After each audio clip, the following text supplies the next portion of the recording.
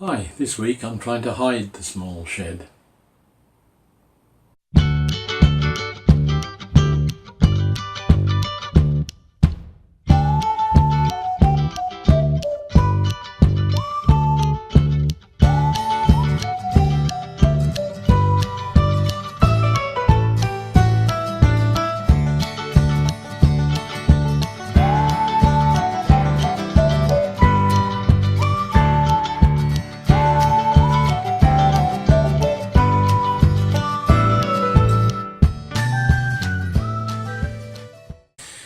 Morning YouTube, welcome to second day of videos on the small shed. One of the things I learnt yesterday, in addition to needing PPE and to get rid of the dust that was in my nose and lungs, was that I've really got to look at shop vacuum facilities. I need some piping or something to be able to hook everything up properly and get rid of the dust before it even gets into the air. I know that the TS55 Festival saw is very good as long as you've got something hooked up to it to suck the stuff out, and hopefully I can deal with the saw bench in a much better way, because that's got a couple of extract points on it, but of course with a single vacuum cleaner you've only got one outlet that you can use and the rest of the dust comes flying out everywhere else. So that's fairly high on the list of things to do. It was very wet last night. I woke up at 5 o'clock this morning with horrendous thunderstorms. So the first thing down here this morning was to come round and check all the corners to make sure there were no leaks anywhere, check the roof. Thankfully it's all fine, so that's another plus for the small shop. You know, one of the problems with the old shed that I had was that water was coming in all the while and it was just wrecking everything, so that's a good positive start. The last job I've got to do today is to tidy up the outside of the shed. We wanted just to put a small trellis up on the end in front of the window, just to get rid of the look of the shed. You know, it looks a bit stark end on, so we just want to take soften it down a bit with some planting. So that's the last thing really I think I need to do on the outside. So it's really down to the trellis. I've bought a 6 foot by 6 foot panel. I needed two 2 foot panels. But it was far cheaper to buy a 6 foot panel, cut 2 feet off it, and I've also managed to cut up a small, made up a small one to fit in beneath the window. So those have got to be painted green. It takes an awful lot of time to paint, so I'll get on with that. I've cut some small blocks out of the spare CLS timber that the shed was built of. It's tannalised anyway. It'll have 2 coats of stain, and then these blocks will be put on the shed and the trellis will be put on them, so that I can take it off at any time, because this stuff, however much you paint it and look after it, it does deteriorate with age. So that's the job for the morning. So we'll get on with that and come back to you when I've finished that. The trellis is due to go on the end of the shed, either side of the main window and the small panel underneath, and I cut the 6 foot panel down into sections.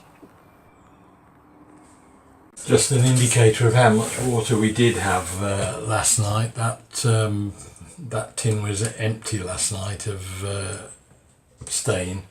I left it outside. I've now got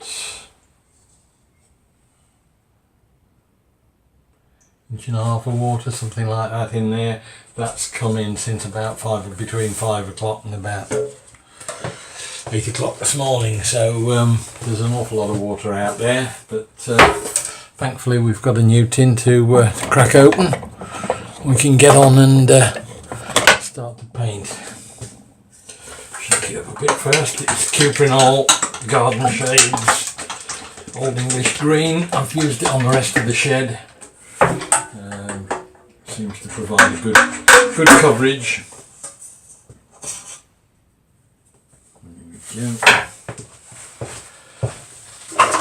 Needs 2 coats really. The first coat is still a bit thin, and the paint's grinning through, the wood's grinning through the paint, but fairly straightforward enough.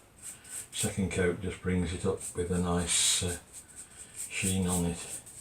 It's just that, unfortunately, it's just a pain in the rear to actually have to paint all the little bits one by one, and all the slats to get them all covered properly, but these things have to be done.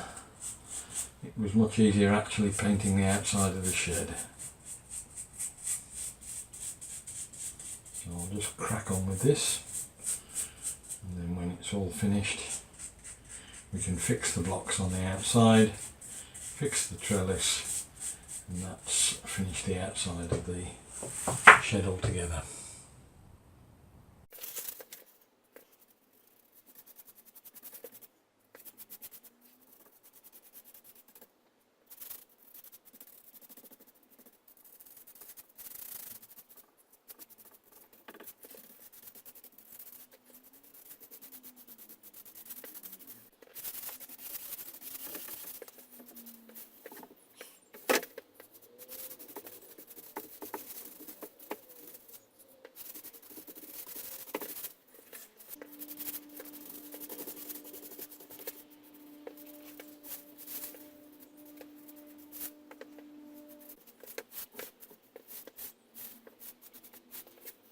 And with the improvement in the weather, I took the panels outside and finished them off on the lawn, and that way when I spill the paint it doesn't show up. It's surprising how much paint they've actually used up. I got about a quarter of a litre of original paint left from the shed, but in fact I've had to go out and buy a new 2.5 litre tin, and that's about half down already now, so that's quite a lot more area than I'd originally envisaged. I put the blocks up on the outside of the shed with a ratchet driver just to give it something to purchase onto. The blocks had been designed so that I could drop the trellis off if I needed to paint the outside of the shed, and it also kept the undergrowth slightly away from the shed so that it didn't deteriorate the panels themselves.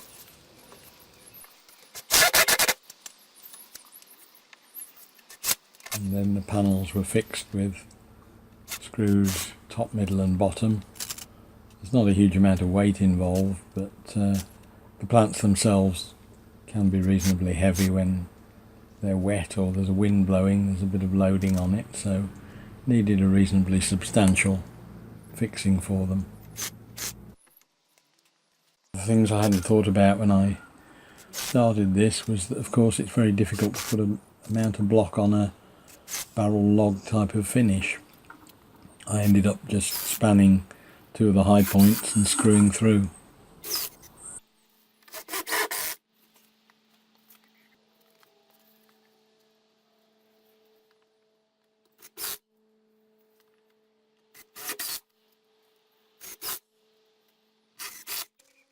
Having the air gap also meant that the plants could get air circulation around them and prevent problems with mildew and that sort of thing.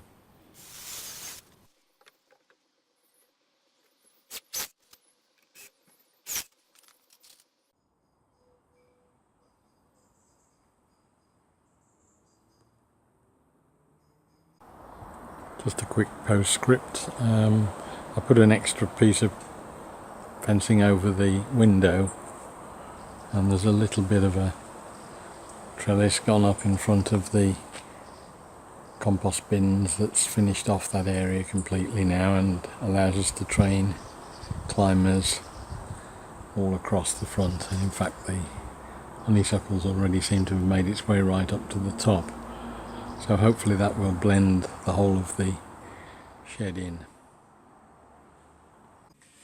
Well, I hope that was of interest. I know it's not the most interesting of subjects, and I know that it's not very often people ask you to watch a video of paint drying, but I am trying to document as much as I can of the remaining work on the shed, having missed the original build. If you do like it, please press subscribe, press thumbs up, hit the bell for notifications. If you don't like it, you can either press the thumb down or share it with somebody you don't like. Hopefully I'll see you on the next video. Take care, bye.